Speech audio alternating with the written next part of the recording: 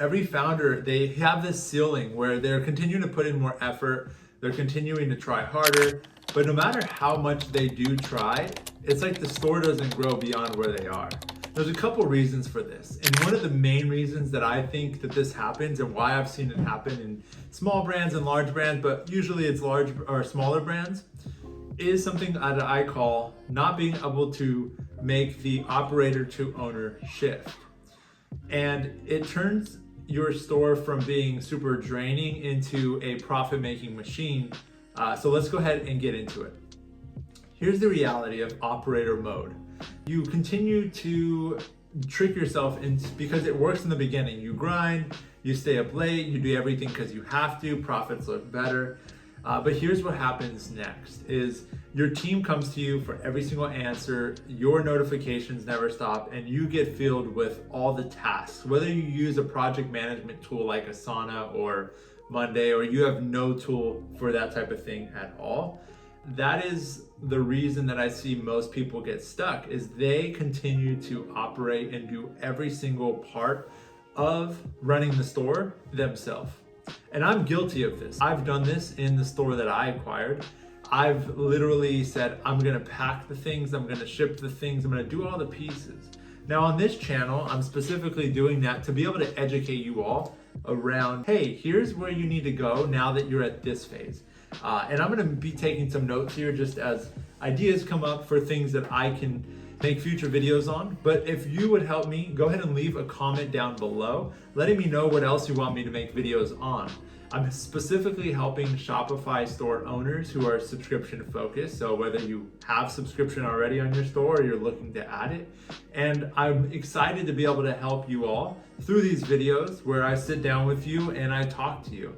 Just like a friend at a coffee shop on the other side of the table, I'm gonna break down different things that I've seen along the years, things that I'm learning now, and things that I know can help you on your journey to breaking $1 million with your Shopify store. And be sure to check out in the links below, the link that has my lead factors toolkit. Those are the two metrics that you can use to be able to scale your store past $1 million and predict which ads are going to work. And if you want a free coaching call, I'm also offering a handful of those before the year is over. So go ahead and get that down below. Now back to the video. So like I was saying, is the reality of operator mode is that you continue to try to do everything yourself. Feel like you're necessary but not actually free. You feel like, hey, I'm actually valuable to this business in more of a way than I maybe was when I was working with stores or coaching them. But now you're running the thing and you're full-time in the thing, and maybe you worked at a job before and you felt like, I could be helpful here, but I'm not needed. And you feel needed now in your Shopify store. But you realize that that feeling maybe isn't actually the feeling that you would want to have as you continue to operate the store. Mode, it's super effort heavy, but ultimately the strategy side, you're pretty light on that. And spoiler alert, strategy decides where you're going to point the plane and fly. And if you don't have strategy, you're going to end up in a destination that you never meant to end up in. So let's break down the operator trap. And the operator trap, it can be summed up like this.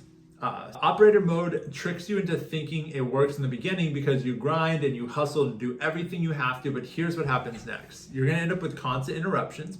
You're going to end up with task overload, and you're going to end up doing the wrong work. I know this because I've seen it happen time and time again.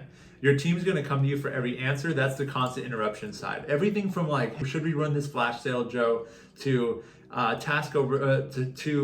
hey, should we send this email out? Do you want to take a look at it real quick? Like when you're in operator mode is when you're getting a lot of those types of questions. Now, when you look at task overload, your days end up getting filled from being in operator mode with all these different tasks, but not actually growth. And I actually learned this from a CEO that I got to work with hand in hand, where he said, this is a very task heavy organization. And he came in and he said, we need to become a results-driven organization. And I had never heard somebody talk about it in that way. As like a precursor before implementing OKRs in the company that we were working in. But I just thought it was so fascinating how he instantly could see that just due to the sheer volume of tasks we were doing and the results we were getting, that there is no way that we could continue doing what we were doing in the way we were and be able to achieve the success that we wanted to as an organization. And that's where I learned about task overload. Your days get filled with tasks but not growth, and revenue goes up.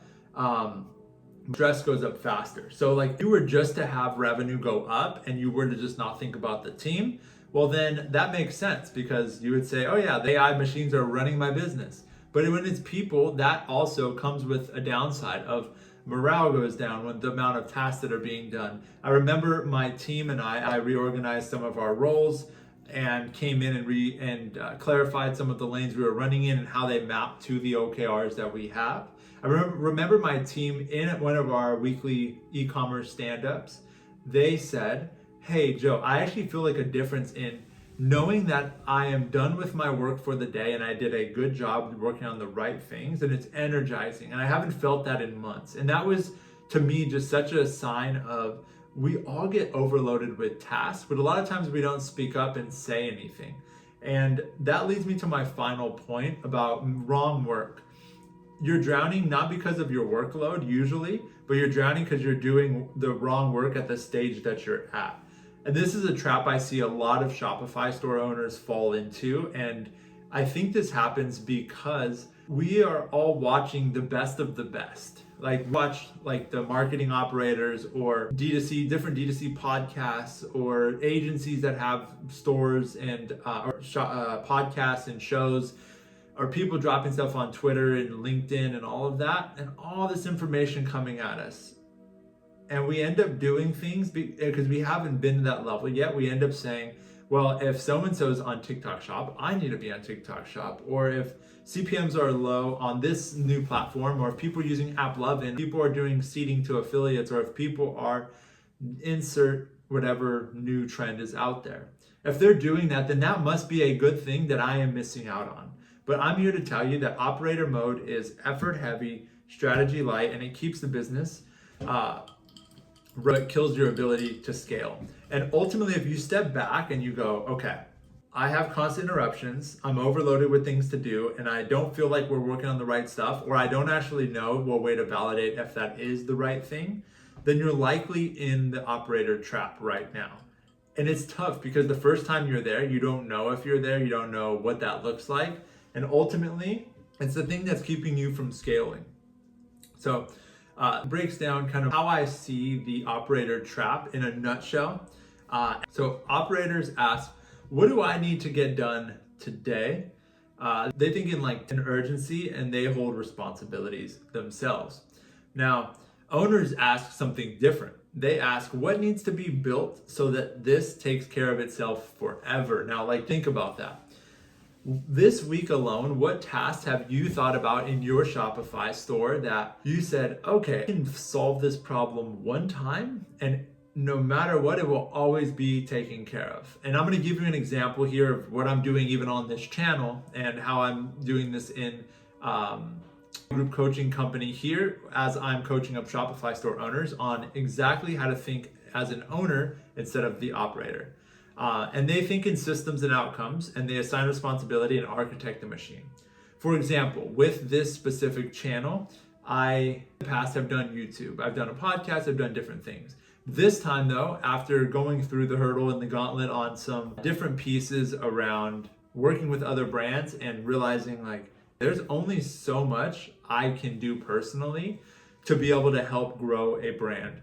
And I need to have a team around me. They need to have clear responsibilities, and they need to be accountable to things so I can do 2 things to 3 things well. In this channel, it's for me to come up with what needs to be said and talked about on this channel to help you all, because our goal is to help 100 Shopify stores to break 1 million by the year 2027. And so in order to do that, I can't be everywhere at once. And in order for you to reach your goals, you can't be everywhere at once. And so I said, the system that needs to be built, well, one path I can do as I make these videos is I can shoot every video, right? Like I'm doing now. I can then also edit the video, and then I can also design the thumbnail, and then I can also upload that thumbnail, upload the description, write the description, update the video, download the video, put captions on it, upload that video, and then look at the analytics. And so in order for us to be able to grow at the pace that we need to and be able to help 100 Shopify stores break $1 million, I thought, is it better that I do that today and I spend that time today, or that I spend that time today making the system and training the team, Christine on my team who helps with these videos, and say, hey, here's what good looks like. Here's some references. Let me make a training video breaking down exactly how to do it for these more long form masterclass videos that we're putting together, these full course type videos. And let's do that also for the day in the life type videos. And if we work together on that, one, she gets better at this. She improves at this skill. And Buy Back Your Time from Dan Martell, great book on this. And also Hal Hardy. And funny thing about that book is the whole premise is figure out who can do it, not how you can do it. And he actually, I think it's Ben Hardy, and sorry if I'm messing up the fact that it's not Ben Hardy. I'm pretty sure it's Ben Hardy though. And he hires Ben Hardy to write the book. So he says, I want to write this book, and Ben Hardy writes this book for him.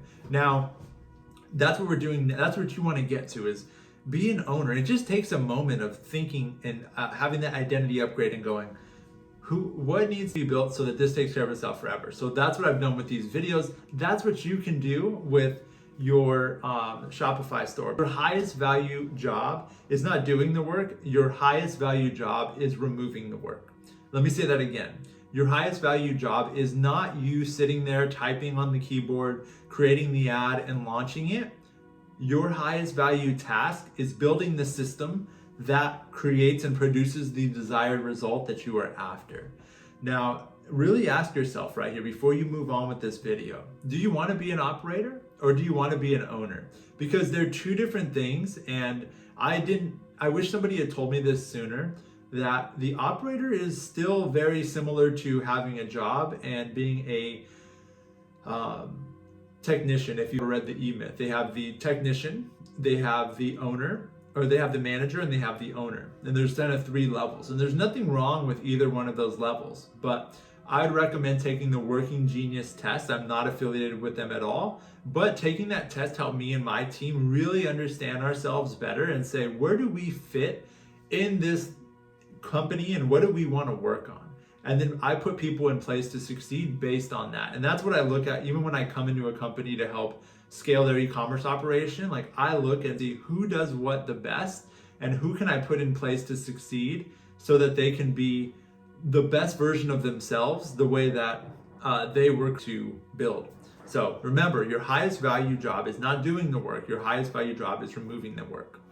Now, I'm going to go ahead and get into the owner system. So number 1 is you have to have the right metrics, because most founders drown in dashboard noise. They have all these dashboards, they have spreadsheets, they have Northbeam, they have Triple Whale, they have the Shopify dashboard, they have all these different things. And they look at click and ROAS and CPM, and this create an illusion of control, but you actually don't know, is the business healthier for looking at this metric? So here's the only 3 things I recommend that owners or Shopify store owners should track when you're in this operator mode and you're trying to get into the owner mode. So leads, look how many potential customers are entering your funnel. On a Shopify store, you can do this. If you're using Klaviyo, typically that's my tool of choice. Klaviyo and Omnisend if you're really on a tighter budget, but Klaviyo is just like the gold standard. And you can see in there, I usually have 3 segments. I have all contacts, so that's everybody we have on the list. And then we look at leads. So leads are people who are in your system but have never bought. And you can just create that as a segment by excluding all customers and then looking at anybody who is eligible in your contacts list to receive email. So is subscribed to receive email, but has never purchased. And those people are your leads. And next is your lead to purchase conversion. So what percentage of the leads become paying customers? And then last one is recurring revenue, predictable income from existing customers. And specifically with predictable revenue or recurring revenue, if you don't already have a Shopify or a subscription store, that's like where you have a product on subscription. For example, I operate this brand called the Roadie Traveler that I just recently acquired, and we have about 400 or 500 members right now. And that's the recurring revenue that's going to show up. Like I know it's going to hit for like a $10 top line revenue number in a couple days here, or in the 24th of November. On the 1st, it recharges everybody that's in there. And so leads, many of your leads turn into purchases, and then looking at recurring revenue, that's how you can be able to track all of this. And so the way you track leads to purchase conversion is you look at your amount of leads, and then you look at your one-time customer. So lead to purchase conversion is also just looked at as conversion rate, if we want to simplify it. So you look at your conversion rate for your new customers, you're looking at your leads, and you're looking at your recurring revenue. This will operate as like the owner, operate the owner. And so owner system number 2 is actually looking at your retention engine. So owners know that predictable revenue creates a predictable life, and predictable life builds long-term growth, because you need one retention pathway that's so useful and aligned with what your customer wants that it begins to be their default. So we want to look at this as, what are some elements of your business that you can install if it's not a traditional subscription, that's maybe like a refill cycle, or maybe a replenishment plan, or maybe you give them backstage access. Like I just started working with a Shopify store that they have a hunting space, and they have a hunt club where they get access to these individual in-person events in Texas. And it's like $100 a year. They also get free shipping. They also get a bunch of other add-ons. Now, Bandit Running does an amazing job of this. They literally have a membership plan where if you come in here to Bandit Running, you click on membership, it's $125, and you get to pick a free pair of socks. So basically, here's all the benefits. You get $10 off, or 10% off every order, plus free shipping. You get a $50 digital gift card every single year, and then $75 in year 2. So they bake in, like, here, this is how it keeps going. And then they do overtime. So they're banking in, like, hey, you're gonna stay with us. Now, then they also have 2 pairs of members of cushion socks annually. So they also bake in that, like, hey, you're gonna stay with us. They give you a 20% off of ASICS footwear, and they also give you all these other things, plus all these other benefits, which are essentially just affiliate discounts that they've got by partnering with these brands. I think every single e-commerce brand has an opportunity to do something like this. And if you don't, it's just silly. Like I see Bandit cross-promoting Cadence. They know that they're all speaking to the same people. It just makes sense to do this. And so this $125 outside of the probably like $3 to $5 a pair, so $10 there, plus this gift card that likely 50% of people renew. So this is like $35 a cost for them. And we even bake in this 10%. An average shoe is $125, we'll call it, or average product there, it's $125. And free shipping, let's say, is $10. So we're now at like $25 for 10%, which is like another 15, call it. We're at $50, and then the membership's $125. Now, that's essentially like $65 or $75 of pure profit for everybody who adds this membership, and they're sending a signal that, hey, I'm very engaged. And so all that to say, like, it isn't that most brands that don't do this. Operators, they continue to chase customers that are new, like net new. Well, owners, they optimize existing customers for stability. Now, I think where most people get this wrong is they look at new existing customers and say, how do I get them to buy again? When in the first place, you have to have them walk through the door of, hey, this is a relationship I'm entering with your brand. That is a long-term one. It's not one where I'm just looking to try and bounce out. And you want to make that experience so good that retention ultimately feels like it's like disguised as a metric. So the last piece here in the owner system is to replace yourself. And this is where many founders resist. And I get it, because you think that delegation is losing control, but it's actually how you gain control back. Think of that example I just gave you with Christine on my team, taking over these YouTube videos and being able to help put these out at a higher cadence. If I spend 30 minutes that it's taking me to shoot this video, and instead of adding value to you all, instead of walking through and making the deck, and instead of taking my experience that I've gotten over spending $500 million on paid and breaking down like the last 10 years, what I've learned in e-com and what I'm doing with the brand I acquired. Like instead of me doing that stuff, if I say, Christine, you do that and I'll do the videos, that wouldn't be able to be possible because she hasn't had that life experience yet. And she's able to then help with this, where I can then make another video or another 2 videos for every 1 video that it would take for me to get this out to you. And now all I do, because I've built the system, I've built the training, I'm able to just put this video, I take it here, I use image capture, pull it into my computer, take it from my computer, upload it to a drive, and after making a video, that's like a 2-minute process for me, if that. It's probably more like a minute. And then I know that she has it taken care of from there. She has Asana tasks, she will continue to make sure it happens, and I will just see these videos be put out on YouTube and help you all. Just think about that for a second. Like before did you think like, is Joe actually at these videos? Probably not. And I only say that to say, most of us think that if we're not the one doing the thing, it won't have our heart and soul in it. But I would encourage you to look at the pieces that actually add heart and soul into the brand. And that's usually copy and storytelling and content. And that would be coming from you, the owner, or content and product. Those are like the 2 things. And ultimately content, the written word, visuals, videos, all of that. And I just recently saw a brand called Cured, which if you haven't heard of them, they are amazing. They have an olive oil. I actually worked with them a couple years back. And Lamore over there, she is, I don't want to butcher this, but she is a doctor, I believe, a holistic doctor or a scientist. Let's see right here. I don't want this. So here she is. Lamore Gorin, she wanted to roll with the most premium high phenolic olive oil that elevates the everyday. So it has polyphenols and a higher than other types of products do. And she is a cancer researcher and molecular biologist. And she basically was, this olive oil. And so by her making content, like that's the most leveraged thing she could be doing. Better product, content that story tells about that product and picking people to tell that story. Like there's nothing more valuable she could do. Whether or not she took this photo doesn't matter. You don't think about it. It's beautiful and it looks good. Whether or not she wrote these specific recipes and this is her recipe, I think it could add a little bit of value if there's a photo of her making it, but either way, doesn't matter. For all we know, ChatGPT could have written this and she took a photo of a dish that she made.